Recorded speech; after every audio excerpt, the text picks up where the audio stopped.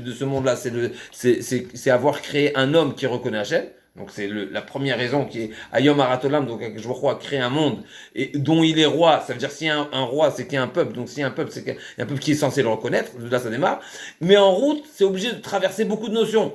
C'est obligé de traverser la notion de Beth Amikdash, qu'on doit demander à Beth Amikdash, parce que sans Beth Amikdash, mais ça veut dire qu'il manque une expression d'Hachem, c'est Amalek. Mais plus que ça, s'il n'y a pas Kibbutz Galouyot, si on n'est pas tous réunis, il manque dans la Vodat Hachem. S'il n'y a pas Triat Hametim, il manque dans Vodat Hachem. Pourquoi? Parce que sinon, nous, on s'arrête à nous aujourd'hui. Ouais. Ça veut dire quoi? Ça veut dire qu'on pense que nous, aujourd'hui, selon notre niveau, on est censé exprimer et comprendre c'est quoi le Malchut d'Hachem, mais on est à des années-lumière du service de ceux qui nous ont précédés, qui sont déjà plus de ce monde-là. Donc Bethel, on est censé le jour de Rosh Hashanah de réaliser que notre service d'Hachem il est minime et que si on veut voir la globalité, la manière plus large, si on veut de la Malchut d'Hachem, c'est seulement si on voit justement au plus large, qui est le début de l'histoire, le début du projet, et jusqu'à la fin du projet, en passant par la reconstruction du Beth Amikdash, qu'on doit se demander, parce que si on le demande pas, il nous manque, c'est pas une lacune, c'est qu'on est à côté de la plaque de ce qu'est la Malchut Shamaim. Donc encore une fois, quand le Rav Sadiagon, il nous dit, tu dois penser à ça, c'est que si t'as pas pensé à ça, t'es pas ça que t'es Malchuyot. Alors bien sûr, ils sont concentrés dans les psukim, on peut les trouver, mais encore une fois, quand on les met sur papier, si on veut, on réalise que c'est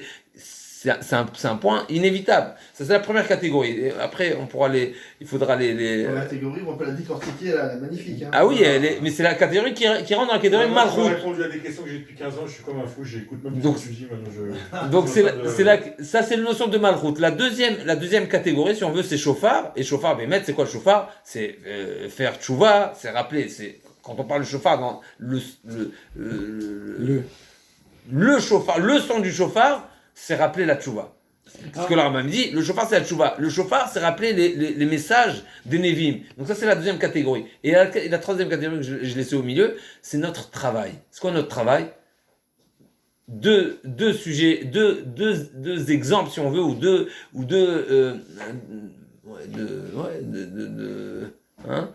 deux messages essentiels qui sont cités ici. C'est là Kedat Yitzhak et Matan Torah. C'est quoi les deux messages? Un, Messirut Nefesh, 2, Naaseh Venishma. Finalement, les deux, ils se relient. Messirut Nefesh, Naaseh Venishma, c'est la même chose. Messirut Nefesh, c'est plutôt... les deux Naron, exact, clairement.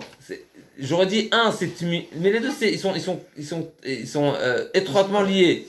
On vient de comprendre maintenant, il y a plein là, chez nous, tout le long de la Torah, qui a toujours des allusions.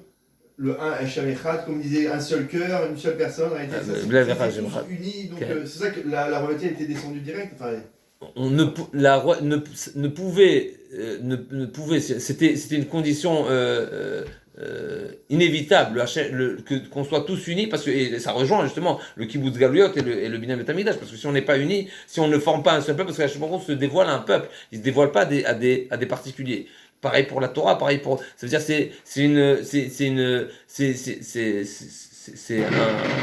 on appelle ça, c'est complètement dépendant. La révélation de Baruch Hu, c'est seulement si un peuple est un peu seulement si uni. S'il y a pas d'union, mais en tout cas, je voulais juste proposer réaliser que toutes ces notions-là, c'est juste pour développer finalement, c'est une manière de développer les trois grands titres qui sont Malchuyot d'une part, et pour la Malchuyot encore une fois, il faut développer, il faut savoir qu'est-ce que c'est, parce que finalement c'est très loin de nous la Malchuyot. La Malchut Hashem, c'est quelque chose qui est complètement abstrait et qui est loin de nous, très loin de nous.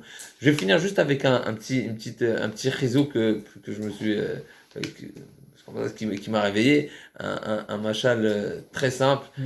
Je sais pas si je vous l'ai dit. Dans la tfila, on dit il y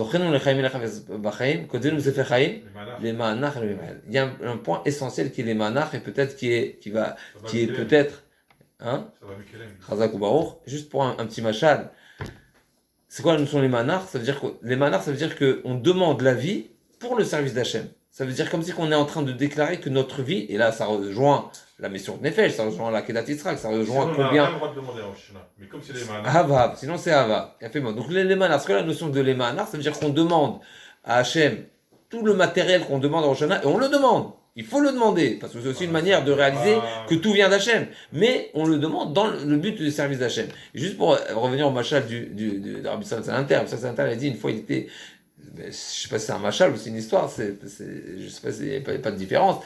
Il a traversé, donc il était en chemin, il s'est arrêté dans une auberge, et c'était une auberge de luxe. Le tarif, chaque service, il était bien facturé. Donc le prix de la nuit est bien facturé, et chaque petit service, que ce soit le café, je ne sais pas s'il y avait du café à l'époque. Ouais, sur Champs-Élysées. Champs-Élysées, donc le café, tu ne le payes pas 1,20 €, tu le payes quel? C'est 50 francs à l'époque, il avait dit 50 francs. Il a constaté que les hommes de service, que ce soit les serveurs, que ce soit les intendants, que ce soit ceux qui se trouvaient là-bas, ils consommaient sans calculer. Mais ils étaient étonnés, ils disent quoi, vous êtes payé une fortune si vous avez les moyens de consommer de telle manière, c'est que vous devez toucher à la fin du mois un salaire conséquent. Elle a dit non, pas du tout. Nous, on fait partie de la maison. Nous, on fait partie du personnel, on fait du corps, du corps. Du décor. Non, c'est pas du décor. Non, justement, pas du décor. Le décor, c'est passif. Nous, on est actif. On fait partie de la maison. Donc, c'est nous qui faisons, si on veut, vivre l'endroit. C'est nous, on a une certaine responsabilité. On a et donc, c'est une manière aussi de nous. On a besoin de ces moyens-là aussi pour et Rav Salanter, il a réalisé, il a dit finalement, c'est quoi le moussar askel? C'est qu'une personne, s'il fait partie du projet d'Hachem, la consommation, elle n'est pas comptabilisée.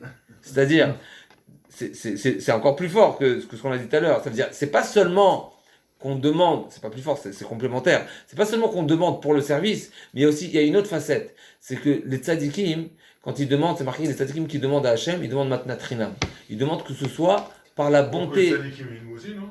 C'est pareil comme ça, parce que les tzadikim demandent matnat trinam, c'est-à-dire, parce que, bien sûr, c'est le texte qui est, mais ça veut dire c'est une malade des tzadikim. Pourquoi? Parce que les tzadikim ne veulent pas que ce soit déduit du mérite et de la paye qui est là, attends, 120 ans. Finalement, ce qui se cache derrière cette notion, c'est qu'une personne qui réalise que sur Terre, les 120 ans qu'on vit sur Terre, on est totalement que en direction du service, tout le matériel, il est inclus. Tout le confort, toute la vie finalement qui des fois, on demande du confort, on demande qu'Hachem nous simplifie la vie, qui nous facilite encore une fois pour son service. Mais finalement, ça fait partie du paquet. Et ça fait partie du paquet. Donc quand on réalise finalement, et là c'est une autre facette dans le Malchut, quand on demande, parce que finalement on va demander beaucoup de détails si on veut, la parnassa, la refoua, et ce qu'on demande toute l'année, la chorma, tout ce qu'on demande finalement, a priori c'est complètement matériel. Alors, c'est ce que le Zohar dit, mais comment tu demandes? Tu demandes dans quelle intention, dans quel but? Si tu réalises quand tu demandes que tu fais partie d'un projet, tu fais partie d'un objectif, tu fais partie d'un service, mais alors tout te revient. Ça nous rappelle la notion de on est al gabé shulchan aviem, on fait partie, on est attablé à la table du roi, il y a tout ce qu'il faut. Et il y a aussi une autre facette, il y a aussi la shgacha pratit, et on revient pour finir. C'est l'aftar de Chana. L'aftar de Chana. C'est qu'elle a demandé. Chazak, qu'elle a demandé. Pour ton service. Chazak, qu'elle a demandé Zera Nashim, elle a demandé vraiment le top. Elle a dit, ou ça ou rien. Si tu me donne-moi le top. Et il y a une deuxième facette aussi, c'est qu'une personne qui est dans le service d'Hachem, il mérite une ashgacha pratit. Une ashgacha pratit, la notion de Enon Milvado, je pense qu'on pourra, mais encore une fois, ça rentre dans la même notion. C'est que finalement, si on venait à résumer la notion de Malchut, c'est réaliser que nous, on fait partie du projet d'Hachem et qu'on est on est de service. Dédié à son service. Mais on est de service. Ouais. On est de service. Et notre vie, c'est son service. Et quand on est de son service, alors tout va de pair. Donc tous les appels, toutes les demandes, toutes les bakashot qu'on exprime à Rosh Hashanah, finalement, c'est une manière d'éveiller en nous et de réaliser qu'on fait partie du service. Et c'est ça les manars. Et donc là, tu vois, bien sûr, c'est-à-dire qu'il n'y a que Dieu. Que Dieu. Et vous allez faire une allusion là-dessus, mais moi, vous n'êtes pas trop.